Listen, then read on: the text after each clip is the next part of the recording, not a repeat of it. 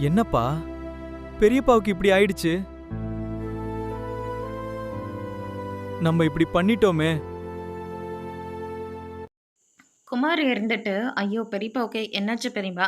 Doctor வந்து ஏதாச்சும் சொன்னாங்களா?" அப்படின்னு சொல்லிட்டு கேட்கவும், அவரு உசுரோடே இப்படியெல்லாம் பண்ணிட்டுருக்கீங்கல்ல, கதிரோட பேசினாவோ, பழகுனாவோ, பார்த்தாவோ கூட வீட்ல எவ்வளோ பெரிய வில்லங்கத்த பண்ணி வச்சிருக்கீங்க.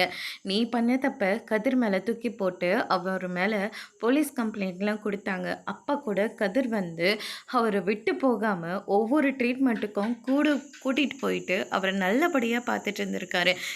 இன்னைக்கு கூட டாக்டர் வந்து அட்மிட் ஆக சொல்லியிருக்காங்க. ஆனா, உங்க 2 பேத்துக்காகவும் அவர் கதிர பத்தி யோசிச்சு வேண்டான்னு சொல்லி வீட்டுக்கு வந்திருக்காரு. அதனால தான் அவருக்கு இவ்ளோ கிரிட்டிக்கலா ஆயிருக்கு. எல்லா பிரச்சனைக்கும் காரணம் நீங்க 2 பேரும் மட்டும் தான் அப்படின்னு சொல்லிட்டு நம்ம வடிவ வந்து பயங்கரமா திட்டிட்டு இருக்காங்க. அதுக்கு அடுத்து தான் வந்து பார்த்தீங்கன்னா, "ஐயோ! பெரியப்பா, என்னாலயே உங்களுக்கு இப்படி ஆயிடுச்சே பெரியப்பா. எங்கள மன்னிச்சிடுங்க பெரியப்பா. இது எங்ககிட்ட ஆரம்பத்திலேயே சொல்லியிருந்தா, நாங்களே எல்லாத்தையும் கூட இருந்து பார்த்துருப்போமே.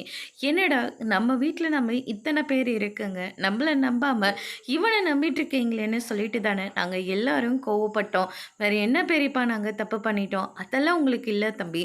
எங்க மாப்பிள்ளை மேல சொத்தெல்லாம் எழுதி வச்சுருவாங்களோன்னு பயந்துக்கிட்டு தானே எதுக்கு எடுத்தாலும் சொத்து சொத்துன்னு சொத்தை மட்டும் பற்றி பேசிக்கிட்டு இருப்பீங்க. இப்படி என் புருஷனை இந்த நிலைமையில ஆக்கிட்டீங்களேன்னு சொல்லிட்டு ரொம்பவே வருத்தப்படுறாங்க. அதோட முடிச்சிருக்காங்க.